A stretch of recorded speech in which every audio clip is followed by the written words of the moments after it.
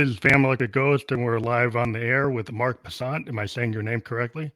Yeah, Paisant. That's what most people Paisant. say it the way you said it. Yes, So it's Paisant. Okay, so we're Paisant. with Yes. Marc Paisant for the first time, and we want to mention that we are on Newsly. Within an hour, we'll be on the Newsly platform where they take video podcast and news articles and translate them to audio. So use coupon code GHOST and receive 1 month free premium subscription so you can stop scrolling and start listening. So we let our sponsor know we're doing that today.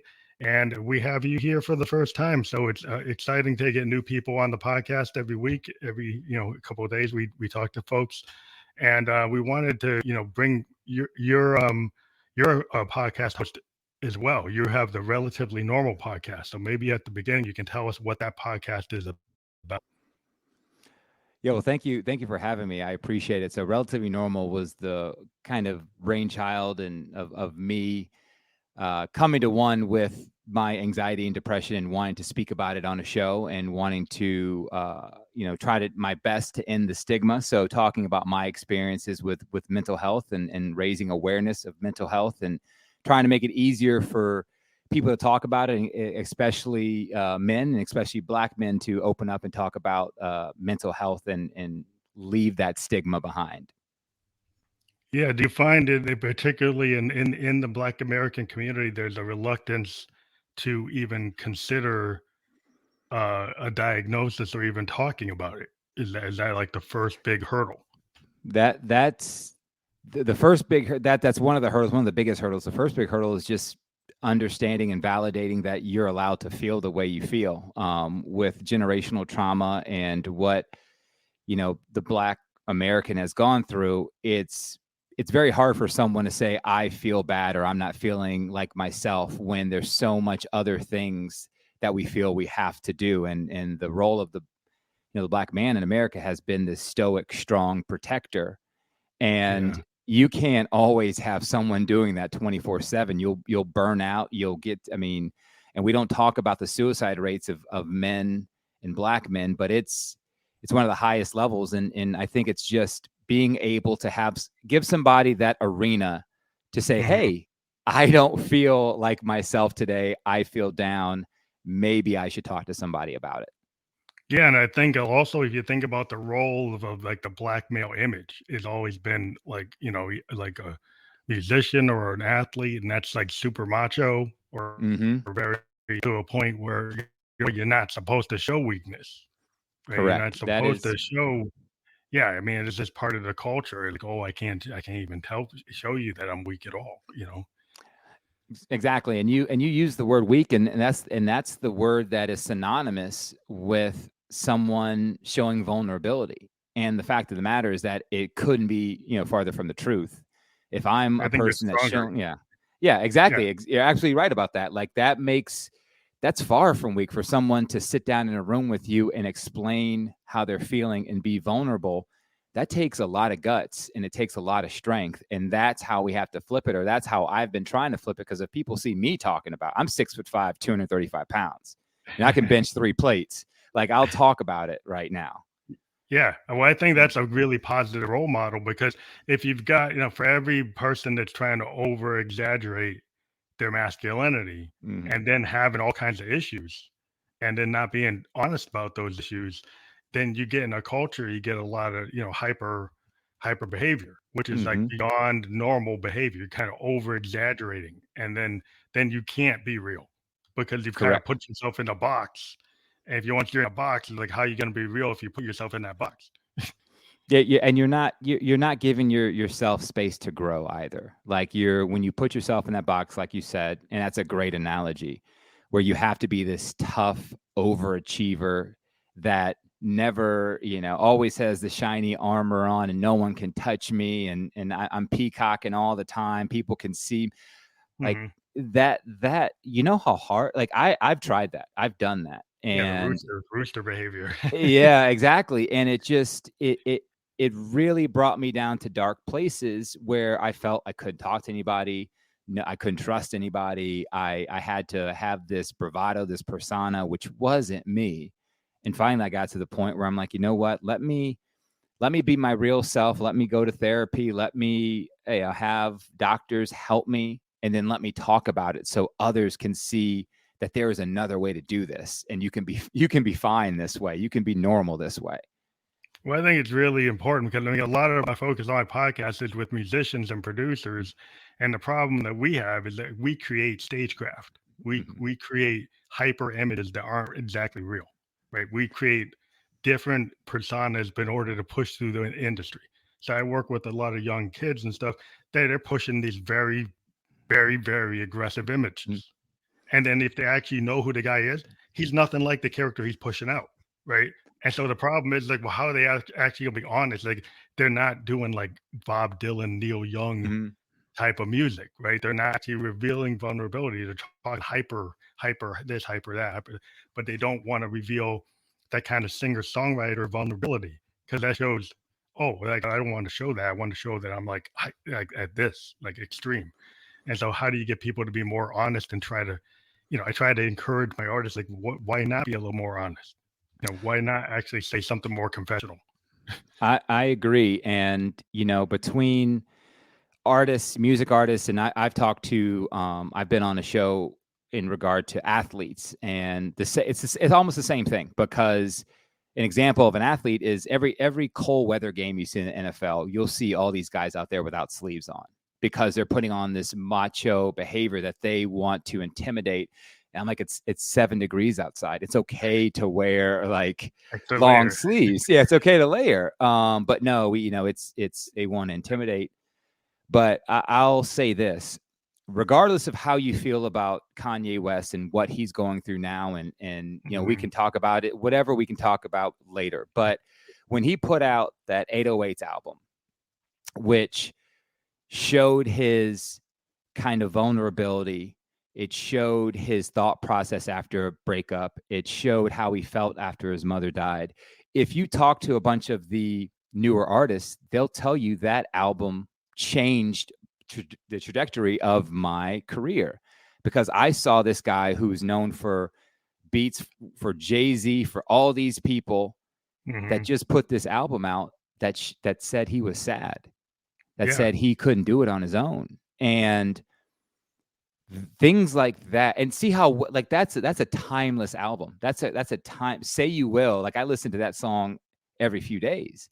Yeah. And we need more people, artists, willing to go that route, because just showing up with the black shirts and the gold chains and the fitted the snapback hats, and having the cars and the women in the Yeah. background Yeah. playing a character, Yeah. It's not. we know that's not you anymore. We know that. Like we Yeah. We know. before we didn't know the Bentley was leased. We didn't know. We thought Yeah. that was his. Mansions leased too. Mansions leased too. Like All the girls Birdman. are leased too. Yeah. Birdman and Diddy. We know you don't own that house. Like we know Yeah. that now. Yeah. So since we know it, why not just follow that lead and be just a Yeah. regular human being? And like some of the greatest videos I like are the ones that kind of show the struggle. The ones Yeah. that kind of show that all you're seeing is fake. There's a great Roots video from a while back where it shows everything has a price tag on it, and shows everything that's leased, and it's just a great video. So it's about being honest. Yeah. That's about being honest with yourself and being honest with your audience. That's, I mean, I'm really into an artist named Earl Sweatshirt, who was part of the Odd Yes. Future Collective because he's a poet. And, Mm-hmm. he had an album called Sick, and he had an album he had an album like, I'll just say it, like, like, I don't like to go outside. I don't like shit. I don't like to go Mm-hmm. outside. And it was basically about his kind of agoraphobia. He Mm-hmm. basically put it down. He stayed in the house for like a year. He Right. didn't want to go outside. He actually talks about vulnerability. He talks about his father's death, his grandfather's death, how it affected him. Like he has an album called Mm-hmm. Sick, and talked about the pandemic, and talked about how people are sick and they can't go out. And he doesn't just talk about I've got this, I've got that. He talks in terms like a poet, like a poet, like a Yes. Dylan, and I love that. Or like, think about Bob Marley, like, Mm-hmm. yeah, people, or even like Prince, when he was doing Sign at a Times, and he actually was talking about not just himself and his sexuality, but actually talked about a broader topics. And Correct. I always I love it when an artist gets introspective. Stevie Wonder did it with Intervisions and Songs in the Key of Life. There's some great moments. Marvin Gaye, what's going on. There's always a great moment when the artist decides, hey, I actually shouldn't stop talking about romance and Hmm. actually say what's going on. Right. you know, You're absolutely right. And it's all those things you mentioned. And the artist that comes to mind when I think of stuff like that is rest in peace Mac Miller, an artist like Mhm. that where it's shown he talked about his mental health, he talked about his depression, he talked about his abuse of pills, and I'm sad that he left this world way too soon, but Yeah, he didn't make. when we talk about things like this, like it's weird that those are one-offs. Those are not the norm. Like, hey, this person did an album where they went against the grain and just talked about the things that were affecting their lives. Like Yeah, it's because it's the it's machine out weird. there. Yeah, exactly. And so who do we like? I don't blame an artist for trying to make money. Like I will never blame an artist for attempting to feed their family, to create generational wealth. I will never.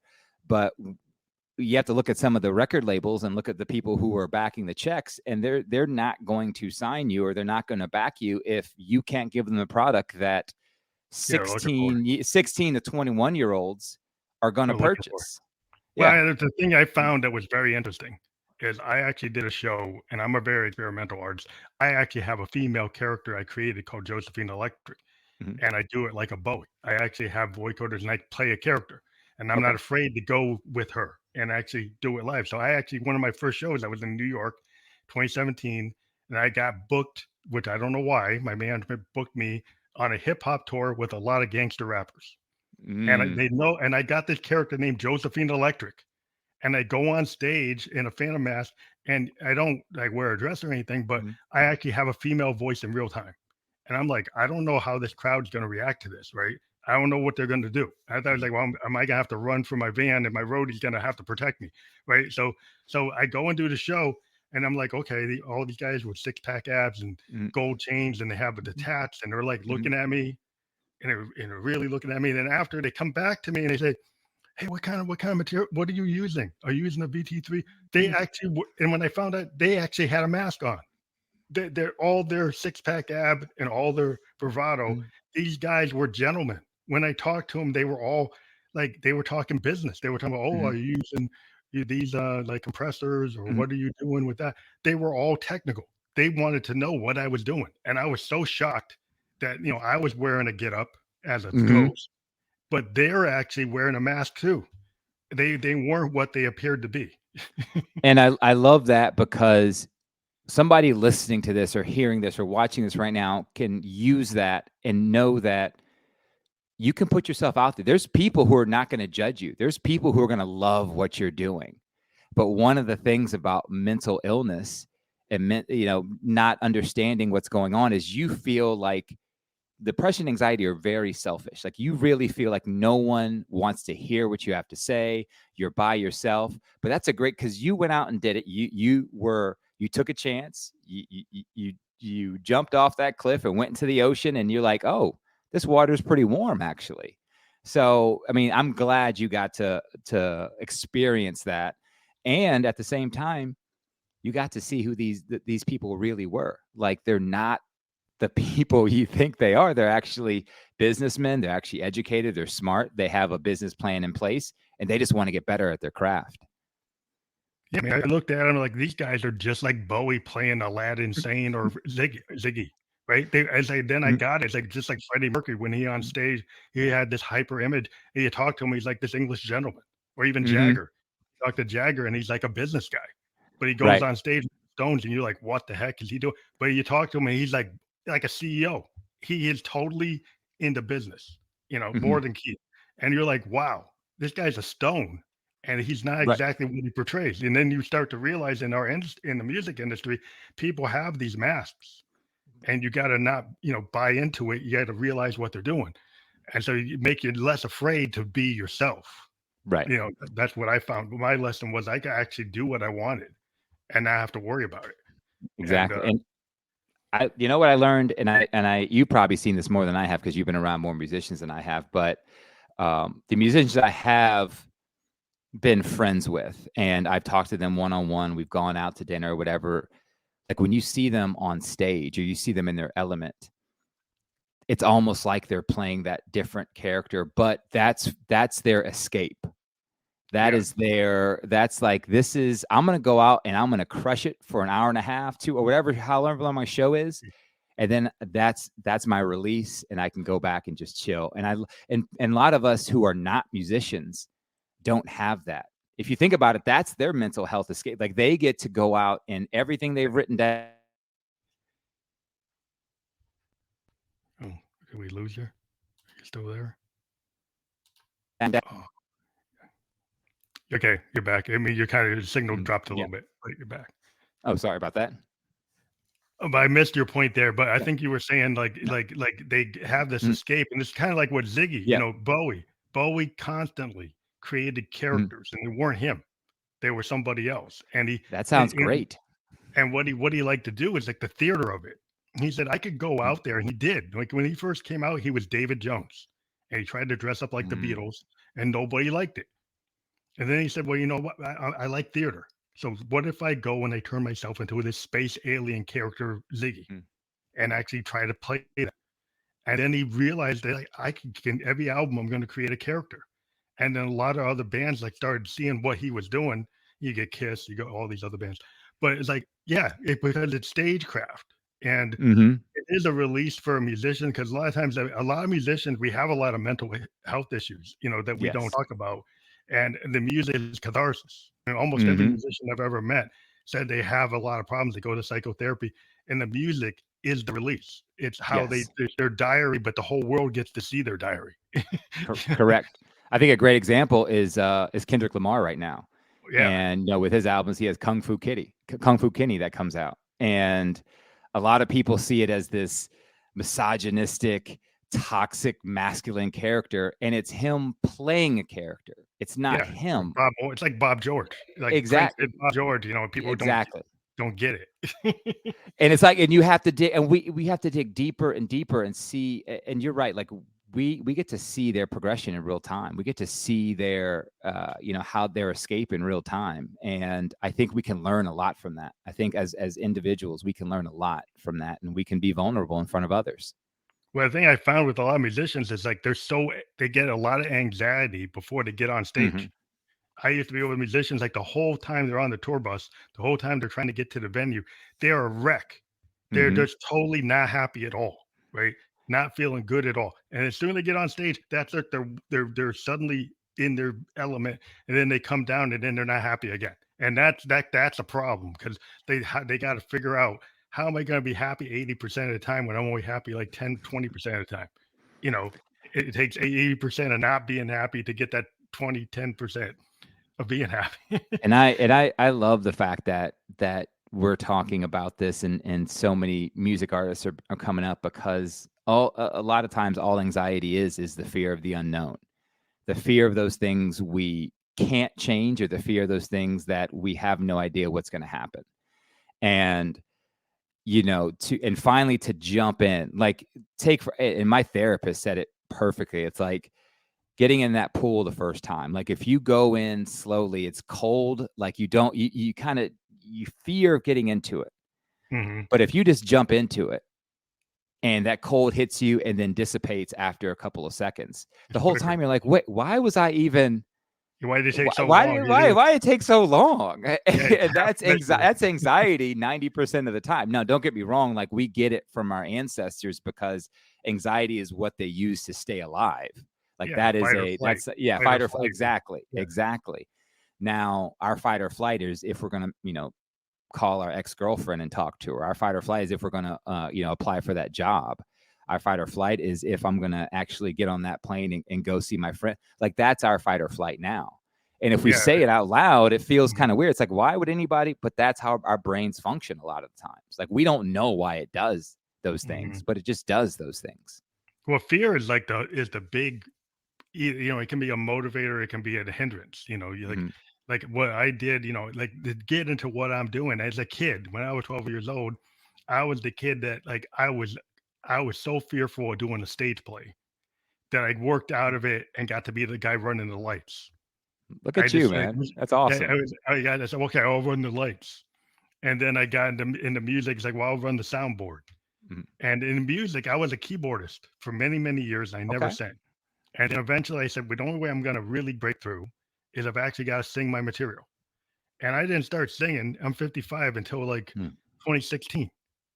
I actually was just playing keyboards and everything, but never singing. And then Mm. and then I got into podcasting. And so they went from like 0 to 100 so Mhm. like now I've done like a 750 podcast, tons of albums where I've actually been singing. But I was a kid when I was in my 20s, I was nowhere near the position to be able to Mhm. do that. It took until I got into my 40s to actually get comfortable with myself. And that was like my own, traveling Mhm. to figure out who I was. Right. But now I don't have a problem with it, but I can understand it because I was that guy. Is like I can't do that, And then I got to it. And looking back, you had your own path. You went on your own path. Like I'm sure people will ask you, well, what should I do or how should I do this? And a lot of times, we want people to take their own path. But the fact that you are self-aware enough to say, I've been through it, like I know what that feeling is like, is how we have to look at others and what they're going through. It's how we have to use energy like that. Like we have to be that conduit for people to be themselves. Like I'm sure, if you could snap your fingers and go back and start singing in your 20s or do what, like you may do it or you may not do it. I don't know. But the fact of the matter is that you're doing it. The fact of the matter is that you're doing it. And that is the hardest part, especially fear sucks, anxiety sucks, imposter syndrome sucks, perfectionism sucks, depression sucks, all these things suck. They're terrible things. However, you can take the power away from them if you just make a choice. If you just make a choice, Yeah, you made a choice. You're like, hey, you know what? I'm going to sing, but I'm going to sing my stuff. yeah. That was Well, the and thing you is, took all yeah. of it. Yeah. Well, the thing was when I was at the beginning with the bands, I Mhm. was the writer. I was Mhm. like a secret writer. Like I'd be in these bands, Mhm. and I actually could write, but I didn't feel comfortable singing, so I'd always give it to some person with a 5 octave voice or like a better Mm. voice. So I was like, Mm. well, that person's got a better voice than me, and I might do a demo and say it, but like, I'm not singing that. Mm. I'll write it and I'll write the chord charts and all. I would be that guy. I'd be the guy who's like, and that's why I really was into production. But Mm. then eventually I said, well, I'm going to have to take everything I learned to actually show people that I actually can do the whole thing. Because in Right. the industry, nobody cares unless you actually can, show your voice and show your thing. So I said, well, okay, fine, fine, I'll do it. But it was like Mm. it was that choice to finally do it, and then I went whole hog into it. And Mhm. now I'm here talking to you, and I was the kid that could not get on stage to do a play, could not be in the chorus, could not do Mhm. any of that. I could be in the background playing a keyboard and playing the organ, and as long as I didn't Mhm. have to sing, I could do that. And but there's a different mindset.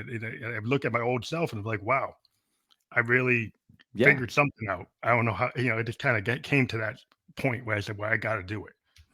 Yeah, that's just growing up. That's just maturing, and that's just a lot of that is believing in yourself. And that's kind of the things I talk about is in regard to how people actually see themselves and how they talk to themselves. And one thing people seem to forget a lot, I know this for a fact because I forgot it, is we treat others better than we treat ourselves, which does not make any sense to me. Like you could, Yeah. I'm sure some of the songs you wrote, you're probably like, man, I can see myself singing this, but you know what? I'm gonna give it to this. I'm gonna give it to this person. And that's what we do all the time. Like everybody will have a friend that comes to them and has failed at something, that didn't get the job, got fired, their girlfriend left, whatever happens, and we are very empathetic. We're very sympathetic to that person. But if it turns around and happens to us, we call ourselves idiots. What were we thinking? Why would you do something? How did you not see this happening? It's like, wait a second. Like you need to be your own friend.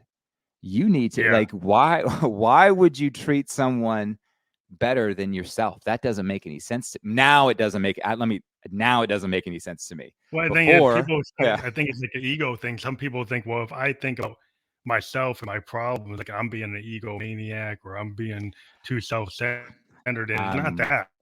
I'm I glad think you brought that up. I'm people have so to glad you said that. yeah, I think you have to. And like being a singer-songwriter, Mhm, half of what I deal with is mhm, actually dealing with what's inside and bringing it out mhm, so other people can understand that, yeah, what I feel is probably like what you feel, and I'm just mhm, willing to put it down. And and once I understand my feelings, I find there's like, well, these feelings I have might be dark or foreboding, or it might be mhm, sad or romantic or happy or lustful or whatever. I put them out there, and other people identify with it. And that's the right, whole point of being like a creator. Is like, correct, okay, I'm gonna be take the risk that as soon as you do it, there's going to be a hater. Like the problem with being a musician, like as soon as you put something out, there's always a hater. There's right, always somebody who's going to say, and you have to get beyond that. You're just like, okay, mhm, I know there's going to be somebody who's going to not like it, but like, what are they doing? Are they doing anything? right. It's like you gotta have the courage to put it out, and then deal with the fact that you put it out, and then deal R with the repercussions. Well, I mean, I'm glad you brought that up because first I'll say this, like, if you don't have any haters in your life or you don't have people naysayers, then you're probably hanging out with the wrong people or you're not listening to everybody. That's the first. Like, if no one ever critiques what you're doing, you're probably those people probably aren't your friends. And the first thing you had mentioned about, and I'm so glad you mentioned this, was people thinking that self-care is selfish. And I put it this way to everybody I talk to. I said, if you think about everything that's important in your life, whether that's music, family, sports, if you're a coach, if you're a leader, whatever work, whatever things are the 5, 6, 7 things that are the most important in your life. What's the one common denominator in all those things? And it's me. I'm the one common denominator in everything that's important in my life. So it helps everyone out if you take care of yourself, if you take a day off, if you hit the gym, if you take an hour for yourself, if you take half an hour in the morning to just enjoy the birds and coffee. If you do those things, you're helping everyone out. But it's so hard to see that sometimes because you're sitting there enjoying your time, enjoying your day, decompressing, enjoying a book, and you're like, oh crap, I'm not doing something for someone right now. Yeah, Yes, you are. Yes, you are. in corporate America, yeah, we get stuck in. I'm on like my Mm-hmm. day job, and I'm an IT guy, and we can make the mistake of like putting in crazy hours. Mm-hmm. And Oh, management doesn't care; they want it in because we got to get these things out. We design software, right. and the thing is, thing is, one cool thing about software is we have come to realize that we're not perfect. And so we know that every time we put something out, there's going to be something wrong with it. Yep. And every time we have to have beta 1, 2, 3, 4, 5, we have versions, everything, we know it's not going to be complete because we can't think of everything that could go wrong. And so we are that in this, our job is kind of cool in that we know we can't be perfect. We Mm. try to be as perfect as we can, but we know there's going to be a day 2, day 3, day 4, day 5. And I think that as a job, it's been really cool to have a job that understands that. And you have the job that understands that. So if we take that same thought process and put it to our lives, like if you're aiming for perfection, that is frustrating in itself because there's no such thing. You can't reach it. So we have to shift away from trying to be perfect to understanding that I can do better and I can learn from my mistakes and I can learn from my opportunities. Cause I've worked, I haven't been, in IT, but I've worked in an IT company and with a lot of IT people. And when you talk to them, they exactly how you say it, like, this is the patch that's going forward and we'll see how it works. And then we'll make changes as needed. And it's like, wow, I should do that in my life. Probably. That sounds Yeah. pretty good. Yeah, it's kind of a Buddhist, and it seems very like Zen, Mhm. to the way we do things. And it Right. wasn't always that way. It used to be like, oh, okay, we would deliver the floppy disk and the CD, and then we'd be like, oh, Wow. now we got to actually deliver another one, and that was a big problem. But once Wow. the net came out, and then we suddenly technology finally shifted and said we can just do updates all the time. Mhm. Right? We don't have to go ship the floppy out. We can just automatically at night run updates all the time. And so Right. then we can stop stressing about getting it perfect. At the beginning, it was trying to get it perfect. Then they realized when the net became a thing that you could just push out updates all the time. And so it didn't matter anymore that you had to be totally perfect, that you could have the day 2, day 10, whatever, Right. virtual any day of the week you have to update. Um, and I think that's changed my perspective, even in music.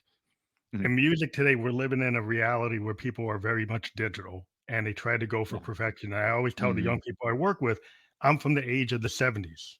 Mhm. The bands like Funkadelic, bands like, the Grateful Dead and the Mhm. Stones. And there's a whole thing about happy accidents Right. in music and being in production. It's kind of letting it stream of consciousness production, jam band style production, where you kind of let it go. You're like, I'm gonna let the universe, like Hendrix. Hendrix, like the universe Mhm. kind of tell him what to do. And he did lots over it, but he kind of like like the universe is telling me how I should do this, and this is the way I'm gonna do it. Right. And once it's down, that's it. That's what it is. It's like a sound painting, it's like point in time. And I tell kids, like, quit trying to be perfect. Some of the best music in the world has key change mistakes in it, has all kinds of timing error mistakes, but it's beautiful, like It any makes it kind of art. amazing. Yes. Yeah, because of the imperfections. And I say you guys need to be a little bit looser and a little bit less, listen to the universe and Mm. kind of realize that you don't have to do something 1,000 times to get it perfect. Sometimes the third take is the most honest take. Mhm. The second take or the first take might be the most honest take, and that's the one you might want to use because it actually sounds better than everything else you just did. I agree wholeheartedly, and I love, there's a random song by an old R&B artist called Case, named Case, who is called, I think it was "Missing You" is the song, or "I Miss You" or whatever it was. And there's a line at the very end of the song where he says, "I can't sing no more." And you think it's part of the song.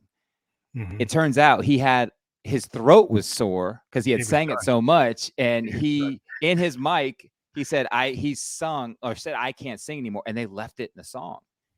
And Yeah. it fits so well. Like, it fits so A well. lot of old school Yeah. stuff, there's tons of errors. Like, if you Yes. listen to stuff from the '70s, like, there's a famous Mm. song, Todd Rundgren, "Hello, It's Me." There's Mhm. tons of, like, there's if you listen to it real close, that's a real popular song. It's got tons of errors in it. It's got And tons of errors. that's what makes it so good. That's what But it makes it makes so you good. yeah, I mean, Bowie said when he did, Yellow Brick Road, everything's second, third take. No, Mm. Mm. I mean, Elton John, and Mhm. he was in a mansion with his band, and they just did things to cut it live, put it down on reels. They learned the songs that day and then ran them, and most of them are second, third take. He said because it Wow. really felt better just to leave them like live. And if you listen to the way that Elton stuff from the '70s, it does sound like it's more like live because it is. Mm. It was actually recorded. It was written as a new song, but it's recorded like Mhm. a live performance. Right. And there's something about that some of the kids today I try to teach them like that really has some magic if you think about it. You should think about trying to record like that because you don't have to obsess about trying to get it perfect. Just get the song to be the best song it can be. That is Yeah, now, first of all, you're gonna have me go listen to, like, 70s and 80s music after I get off this now. You'll So, hear you'll hear it. I'm gonna hear it now, and, again, another great kind of a bridge in between the younger generation and what you and I have seen, because there is this, we're coming up in the music business. Like, no one wants to be bad at music. Like, no one wants to do poorly. Like, no one wants to be that artist that never made it. Like, everybody wants to be great. But the information that you give, it opens up more doors. Like, if you're telling someone it does not have to be perfect, it doesn't have to be one, two, three, four, it doesn't have to be that. You know how much more music, how much of the world, how much it just opens up everything. Well, it But opens up. You can uh-huh. find another Prince. you know, Exactly. Prince, Mariah Carey, Michael J. You can find all Elton John, the yeah, Beatles. you You can find find another. so Yeah, many people, but who wants to just be authentic, and who wants to just get on their 808s and make such a structured beat with the hi-hats and yeah, and the melody comes in, and it's yeah. Everybody 16 wants to bar. run Yeah. the. Yeah, they run the architecture. Like Mhm. as a producer, I'm very much into. I'm a Moog, Roland, Mhm. Prophet, Hammond B3 player. So like Mhm. I put it down because I played it, not because I looped it, not Yeah. because I sampled it. and it's a different set. And I Yep. understand that producers living in a little apartment, they don't have a Hammond B3, they Mhm, don't have a Yamaha piano. So okay, fine. Yeah, I mhm, understand you don't have it, but as a writer, if you start to actually, pick up an acoustic guitar or get a little Casio, there's something about writing your own mhm, stuff that you'll find. Maybe you're not perfect, but Dylan wasn't perfect. Dylan was mhm, nowhere near perfect. mhm, He came into the scene where he had come onto a record label where they had like Sinatra and the Nat King Cole's, people with perfect voices, and he came in with this mhm, Arlo Guthrie, Woody Guthrie kind of nasal mhm, thing. And what is that? But it was because he was a writer, and what his edge was, his writing was phenomenal, mhm, and he was able to push it without having the perfect voice, but he had the perfect writing technique. mhm. Like Beatles, Stone, everybody, Hendrix, they looked at him and said, "This guy is like an unbelievable writer." And you get beyond the voice once you realize Right. how good a writer he is, and And and that's where he opened it up to all kinds of writers that didn't have to have perfect voices. right. You know? And that means I mean, there's a space for all of us somewhere. There's a space for all of us. And it takes hard work, it takes dedication, it takes, I don't know what it's like for you, but that first time you wrote and then handed it to somebody, that couldn't have been easy. Like that couldn't have been an easy thing to do. Like it's like Yeah, this is part of me, and yeah. now I'm giving but you did it. But you Well, took it's because the weird thing in music is like when you're in a band and you're like a four-piece band, mm, and you get a guy that we went and looked for a guy that was a lead singer. And it's that whole thing with the lead singer. You got a mm, band that's structured like a classic band, mm, like a Roger Daltrey from the Who, or you get like like the Zeppelin, right? mhm, And they get these classic lead singers that got the attitude. And it's like, okay, like if you're the bass player or you're the keyboard player, I don't have that attitude. mm, And a lot of what you're doing in that band is like you're trying to get the band to be successful, and yeah, you might be the main writer, but you're like, I can't do what Roger Daltrey does. I right, can't do mhm, what that Axl Rose does. I'm not that guy. yeah, But and so you give it up to them because like they can present better than you. And so you made a decision as a unit that, like Jagger versus mhm, Keith. Jagger presents that vocal better than Keith. mhm, Keith's a really good singer, but he can't do what Jagger does. mhm, It just has a different style, and it's not really the lead. It's kind of like he can do songs here and there, but right. that's the choice why you make it, and that's why I kind of looked at it. I said, "Well, I'm being like Keith. I'm being like Keith. That's all See, right. I That's love all that. right. 'Cause Keith's pretty cool." Keith is definitely pretty cool. Hey, I'll take it. I'll take it. I mean, I I don't look at mind being that. Pippin. That's If he's fine. gonna be Jordan, I'll be Pippin. That's cool. I'm fine with that. Yeah, that's the way that you look at it. It's like somebody's got to be the second fiddle, and it's Mhm, okay, and you're still in the Stones. mhm, you know, the way you look at it is like mhm, just to get the unit to get out there. I mean, sometimes right. you have to be a little bit more uh modest to Mhm. to let it happen. Because if we have two Wow. egos going, you end up like Lennon Mm. McCartney, and then the Beatles break up. Yep. And that happens too often. That Yeah, happens way too often. yeah. Some of the greatest music groups have broken up over that. And one of my favorite groups of all time was Tribe Called Quest. Oh, awesome! And Yeah, awesome band. and I really wish we could have seen them make more music in their prime. I really wish. I mean, I understand that people go Fantastic. solo but you got it just it again, the male ego, the I gotta be the alpha male. This is Hmm. my group. Got Yeah, no one always comes to happens. see you. It's and It's we a it's see a it, it's and a we big see it. story. Yeah, I It's a mean, it huge happens. story. Yeah, I mean, Motown, we had it. We had like what happened with like the Supremes. You Oh, know, great. Yep. the Exactly Supremes is right. like You're a absolutely right. Yeah. primary example. Like this Hmm. was a really awesome girl group, Hmm. female group, and then the egos got into it. And Hmm. there's some really good members of that band, and you could argue that Diana Ross wasn't the best singer in that band. You can't argue that. Yes, you can. You And definitely it just can. happened to Mhm. be that, Barry Gordy had some preferences. Mhm. So okay, so it worked that way. I won't get into it, but you kind of know. But yeah, it's like that's always not right because like you look at like man, there's some really that's always been a bit sad thing for me when I see a band and I was like, hey, this person in the band actually has better skill than this other person, but Right. management decides X and then that doesn't happen, and you're like, why did Correct. that happen? But that's the way I the mean, world. there's some don't get me wrong. There's some obvious ones out there where you see. I mean, you got Wanye from Boys to Men, and you got Michael Jackson, the Jackson 5, and you have Beyonce of Destiny's Child. The one thing I like about Destiny's Child and Beyonce, other than they had the two members that were out of the group, and whatever. But when you talk about Kelly and Michelle, like they totally understood who Beyonce was. They totally understood. And then they came back to have another successful album, and then they let B go be B. And it's like at no point was Kelly trying to, be Beyonce or Michelle trying to do. They all just it all was very well done after the initial kind of whatever. And you don't see that a lot. People get torn up because the egos, like Lennon and McCartney at the end. They just were challenging each other, and then George was like, "I'm just as good as you guys." You think about George Harrison, he came out with All Things Must Pass after the Beatles broke up, and it was 3 albums worth of stellar material. And then you're like, well, that was all the stuff the rest of those guys wouldn't let him put out during the Beatles. It's like, it was all the stuff that you'd hear him get out. And then even Ringo is phenomenal. And so it's like, they were kind of controlling the band, and it caused a problem because these two guys, they were gelling, and then they fought.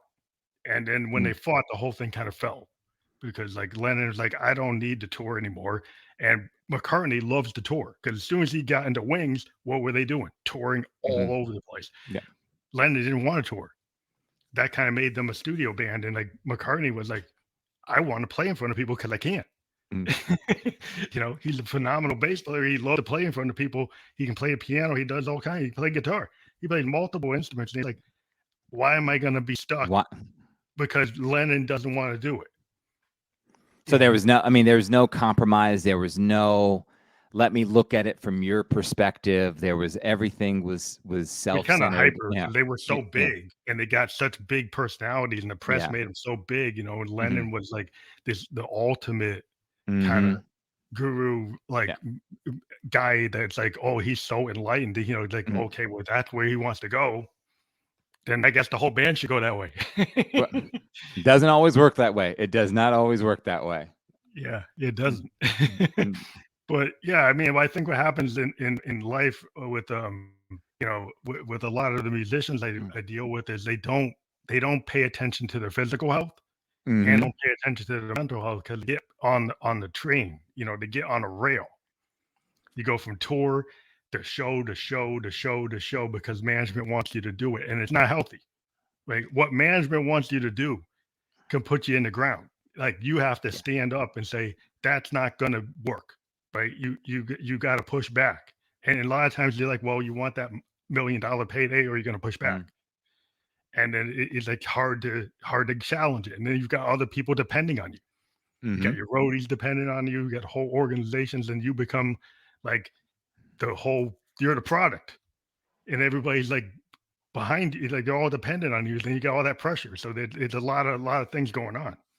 And people still wonder why these musicians, gain these bad habits, why they may go to the bottle, or why they may see drugs as a way out. Eminem talks about it a lot in regard to his sobriety now. And it's when it doesn't matter how big you are, like you're always going to have someone that needs you. You always have, whether it's the studio, whether it's the people that in your family, you got cousins that came out of nowhere, and you're thinking, man, I really loved doing this 5 years ago, but now this is a business and I have to do it. And I can't bring a gym on the road with me. I can't, a lot of these guys don't have the money for the personal chefs or I saw an Usher documentary on him touring and him hitting the gym. He had a mobile gym that he brought with him on the tour. And I'm like, oh, why can't all of them do that? Then I realized, oh, that's Usher. That's why you can do it. Yeah, if they're at the top level, then you can do stuff like that. Yes, you can do stuff like that. Yeah, you can bring your chef with you. You can make Hmm. sure you go into the green room and you got the sushi and you got it from here and you got it from Alaska and it's right Yeah. there. You get all the stuff you want. But when you're like a working band Hmm. and you're on that bus, not on the Learjet, Mm. and you're going from show to show to show, and they're expecting you to do that song 2 hours a night, 3, 4 nights in a row, Mm. crossing into other countries by bus, you know, Yeah. that is grueling. That's like the workman type of musician, right? That independent label, and they got 200,000 fans, and they're actually going on stages all over the place. Right. They are working very hard, and they're not getting a lot of people to say, hey, we care about your feelings. Oh, just do the work. We care about the money you bring in. We care Yeah, about our percentage, and it breaks my heart. It really does. And I know you've seen it working in the music industry, and I couldn't even imagine the amount of pressure and how many people have wanted to say, no, I don't want to do this anymore, but felt they couldn't. And I always loved when Will Smith talked about his daughter Willow going on her first tour for the Whip Her Hair tour. And he said they got through one show and she got off stage like, all right, we're going home, Daddy. And he's like, no, this is a tour. Like we do this every night. And she's like, no, I'm good. I appreciate it. And I can't remember if she was 11 or 12 or how young she was when she made that song. And it kind of hit him like, wow, she's yeah, right. Like yeah. this is her. Yeah. She realized that was really good because if she didn't realize that, it probably would hurt her really bad. Yeah. If she was feeling that after the first night, imagine having to do 100 nights, Yeah, and we exactly. really not into it. That's where the destructive stuff is happening because everybody dreams to be in that position and they get in it and then they don't like it. Right? Right. Either they totally love it because that's exactly where they want to be, and then they have a hard time with real life. I've run into the Mm. situation where the people like they're addicted to touring. They like all the Mm. things and all the bad things, Mm. the things that aren't healthy for you. That's what they like. They don't like sitting at home. They like being in those situations, like being in dangerous situations. They like putting themselves in dangerous situations. Then you're like, okay, I gotta watch this guy, Yeah. you know. And that's when you don't know what's gonna happen because it's like it's very dangerous. The kind of stuff they want to do, and you're like, you don't know if they're gonna be here the next day because the way they're living on a tightrope and they like it. Yeah.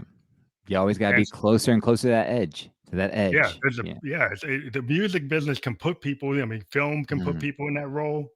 Anything that's artistic that Hmm. you can get put. Dancers can be put into that position. I find like multiple types of artists can be put in the same kind of position, and that's why I think it was really good. I wanted to have you on the show because people need to understand that if they're going to those places, they need to think about therapy. They need to think about actually like really thinking about what are you doing, you know, You, and you taking a know, good you. I love the fact that you said that because there's someone listening or watching right now who's thinking, you know what, I'm going to put in 5 to 10 hard years, and I don't care how I'm feeling. I'm going to make this money now, and then I'll be good.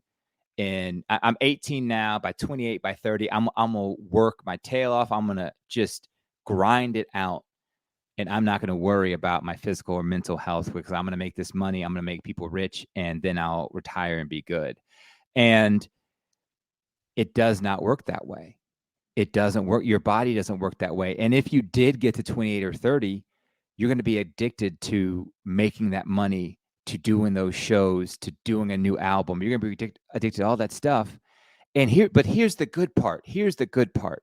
Therapy has come so long, such a long way, where you can get somebody over your phone, virtually. I see my therapist over just a virtual call. I see her face to face through the computer. Like the days of having to go into a therapy office with the guy with the tweed jacket, and you go lay on the couch, and he gets like the Newhart, and like yeah, Bob Newhart yeah, days. yeah, You sound exactly. like Bob Those, Newhart. yeah, exactly. Nobody even does. But those are gone. Those are gone because Here's the thing: more and more insurance companies, more and more companies, just more and more organizations are offering affordable mental health care that you can get virtually. And people want to know, oh, what's 45 minutes to an hour every week or every 2 weeks going to do for me? That's not going to do anything for me. I had a friend put it the best way possible.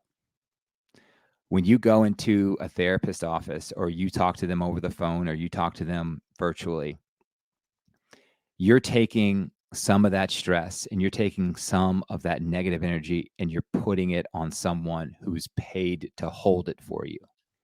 They are paid. You're paid to be a musician. So if you're a singer, you're paid to be a singer. Someone's going to write a song for you possibly, and you're going to be paid to sing it. Therapists are paid to hold that weight for you and dissipate it. They do a wonderful job of doing it. So if you're stressed, and here's the thing, everyone's going to be stressed. If you're going to be a musician, guess what? You're going to be stressed. You're going to have a deadline. You're going to have to write a new song. You're going to have to think of a new riff. You're going to have to think of so many things. Your throat's going to be sore. You have to be anxious. Can I sing tonight? You're going to have muscle aches, and I can't do the dance moves tonight. I got to be in Toledo tonight, and then Buffalo tomorrow, and then Philly. Like, you're going to be stressed. Know that up front. So why not be proactive with your health right now? It just makes sense for everyone to do it. Well, there's like less excuses because like everybody's got their cell phone. Everybody's got a place that they could get some private time with their cell phone. You're a musician, you could find, a private spot, the same place where you're recording. You could, just go into your studio session, your little vocal booth, and say, hey, I want to go turn everything off and go talk to your therapist, and this is part of my process. I need to do it, right? And so now there's like less excuses. It doesn't take you don't have to leave the studio. You could still be in the studio in a room, like in control room, and just go on the phone and do that FaceTime or do that whatever you're going to do whatever app you're going to do it. And I totally encourage that because that's where a lot of people, the denial is really strong when you're trying to get somebody, when you see they're hitting the wall and you're like, hey, this guy in the band, like the whole band's going to fall apart unless we get our lead singer to realize he's got a problem. Right. And he's going to have to do something. And it's hard to like know when they're actually going to be able to do it. You try to do interventions, all kinds of stuff, but like, it's difficult. And I would love people just to go look up the story of Phyllis Hyman, look up her story. And she had an amazing voice, and she was found dead due to suicide. And the only thing she wrote was, I'm sorry, I'm tired, I'm so tired. That's all she wrote. And it's a symptom. Listen, this is real. Like, this is real. When Drake fell off the stage and tore his ACL and had to have surgery, everybody knew that was an injury. Everybody knew it was something that kept him from performing. He had something that was physically wrong and had to get fixed. It's hard. That's how we have to look at the mental stress and anxiety of performing and making sure. Yeah, it's an element. It's an illness. Yes, it's real. Because this is like, I think the problem is like, I remember like the whole thing with Kurt Cobain, and Neil Young had a conversation with him and told him, if these guys got you on the treadmill, you need to tell them no. You need to tell them no. It's like, if you don't want to tour, don't tour. He told him. They had a conversation, and and Kurt couldn't for some reason couldn't get it together. He got put on a train where they just wanted him tour. And what happened music, he was doing grunge and punk. You're screaming your lungs out. You can't do that. It hurts. It physically hurts. It's hard to do what he was doing and to do it at the level they wanted him to do it. And that's why Neil told him, like, you got to just tell these guys, like, forget it. You're selling millions of records. You can take a break. And he just couldn't get off the train. And it's really sad when we got the industry kind of pushing, him into that situation where he was unwell. He was addicted. He needed to decompress and get out. And, guys like Neil saw it. He saw it. He had guys in his band, their whole albums, he wrote about what happened on Tonight's the Night, with his band Crazy Horse. He had people around his band one of his lead members of Crazy Horse died of a heroin addiction back in the 70s. And he wrote about it in songs. He was very, very confessional about that whole problem. He had songs like Needle and the Damage Done. He was very, very clear about what was going on. And he liked to have like a warning Right. to the fans and people that like this music that there's a cost. And I thought that was really cool with Neil because he's very honest about his music. And getting back to just that honesty part of it, like that's honest with yourself, honest with others, and it's just amazing to think about all the people that could still be with us if somebody had just showed them that they cared or they listened to themselves. Like, I can't play this type of music every night. I'm going to say something. No, I can't say. Like, just if we just listen to ourselves sometimes, if we believe ourselves, and that could save a lot of lives. Yeah, that you could look save at your own life. Yeah. If you think about the trio back in the 60s and the 70s, you had Janis Joplin, Hendrix, Morrison. Oh, Like man. the 28 Club, right? And they all had stressors where Hendrix was in a lot of debt trying to build Electric Lady. He was touring crazy. He had a trial coming up because a girlfriend got a heroin charge. So he was anxious about having to go to a trial about a charge of having possession. He was trying to in severe debt because he was building Electric Ladyland. He had to tour to build it, to pay for it. His management was ripping him off, like he was not getting the money he would deserved. So he had a lot of stressors. He had all these stressors on him, and everybody was taken from him. And he was this great superstar, but they were burning him out. And it just, he wasn't getting the help he needed because people were just taken from him. And Janis is like the same kind of situation. She was, felt like, people were taken from her and she didn't feel, I've read about her story. She just, it was really sad. She was off of heroin, and then she had some kind of situation with a personal situation where somebody made her feel really bad, said they're really mean, and it just triggered her back into a slide. And she went and took that shot. And it's just really like people need to be kind of mindful. You never know what's going to trigger somebody, but I think in his life as a Buddhist was like, you need to be considerate of what you do. Your actions have consequences. And words matter. And words matter. Or seriously matter. Words matter, man. The more and more you throw out, it saddens me that, I mean, we need to learn from all this. Like, I don't want it to sadden. Like, I want it to sadden me because I have feelings, but at the same time, I want others to learn from this. Like, I want them to see this happens because you remember how you were at 16, 17, 8. You think you're invincible. You think, oh, that stuff's not going to happen to me. Oh yeah, and then the bullying too, just to get people to understand. Like, if you see somebody getting bullied, stand up and have some guts. Yeah. Right. If you see that person that it's really being treated really unbelievably bad, don't just be on there and say, well, I can't do anything about it.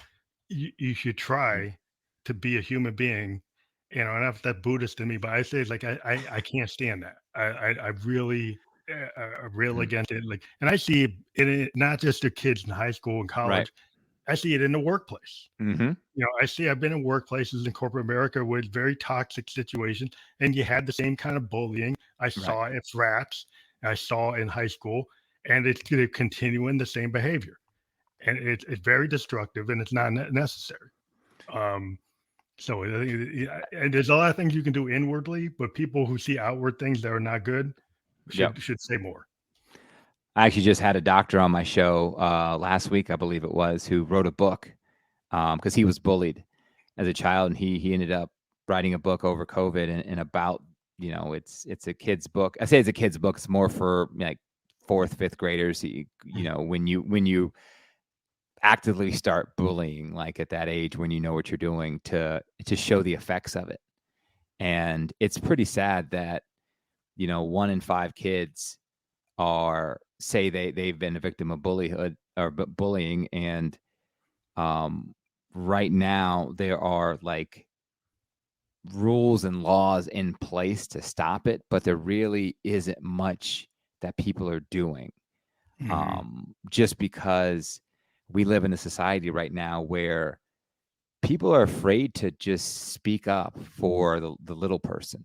People don't want to be, they don't want to be in the same category with this person. Like, it's hard for kids. We have to think about it. Like, kid, like if I'm a cool kid, or if I'm just, on my own here, no one's bullying me, and I see a bully bullying somebody, it's like, if I stick up for that person, then am I going to be bullied? Yeah, I mean So, that's the thing. yeah. You have to kind of be willing to put yourself out Yes, there, you do. and then you also have to be willing to, like, are you going to be with the in crowd or the out crowd? There's a lot Right. of peer pressure. It's a lot of it is peer pressure and wanting to be liked. And you're a teenager, but even when you get to the workplace, you see the same thing, and these people aren't teenagers, right? Oh man, isn't that terrible? Isn't that And you see, terrible? I've seen the dynamics, and one thing about COVID I liked is I don't have to deal with that. But Mhm. because Uh, my business, I can work from home, so I don't mm, have to deal with that. But you still get people who try to do it mm, virtually, yeah, and I was like, "Wow, you're still trying to do you're still it." trying to do it. No, I'm no one like, ever taught you better, or no, "Yeah, people probably taught you better. You just decided not to you listen, you and that's what start happened. Yeah. virtually, you're still trying to do it." I'm like, "Amazing." Mm, But yeah, I think we actually hit the hour point, and I'm like, I'm always amazed when we talk different topics, mm, and it's not my primary topic, but I thought it would be awesome to have somebody with your point of mm. view.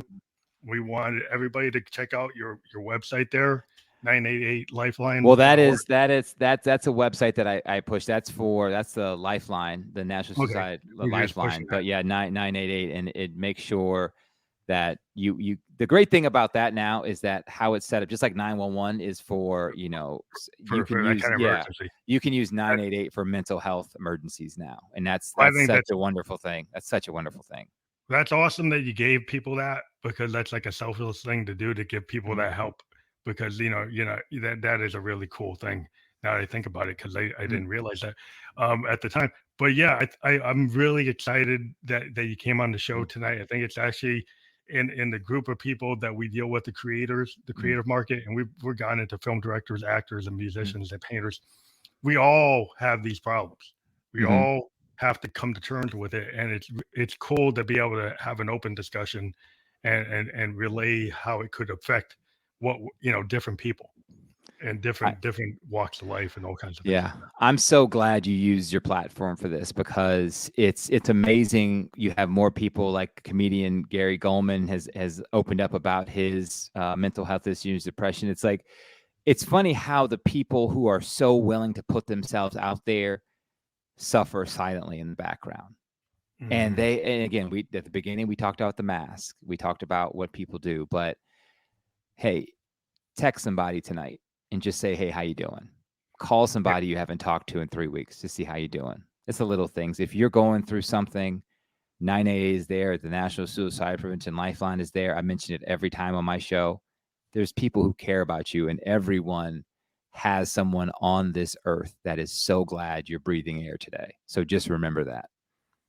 yeah. There's always something I always tell people, is like, you always have something to contribute to the last breath you have, Always, and so always. don't think you're done. You Mm-mm. know, the universe is not done with you until you're done. Yep. The universe will decide. Don't decide for the universe. Exactly. Exactly. I like that. I'm gonna have to use that. I like that one. Yeah, it's a Buddhist perspective. Mhm. It's like, but thank you very much. We'll end it tonight. Remember, we're going to be on Newsly. We're going to be on Spotify and iTunes later. Tomorrow, we'll publish fully there, and we're really happy that you were on the show. And everybody, do check out this episode when it shows up on Spotify video podcast and Apple podcast and all those other places, so you can re-listen to it and get the good nuggets out of it. I Yep. think we talked about a lot of important things. It would be a good re-listen. Yep. Thank you, sir. I appreciate it. Good, thank you. Have a good night.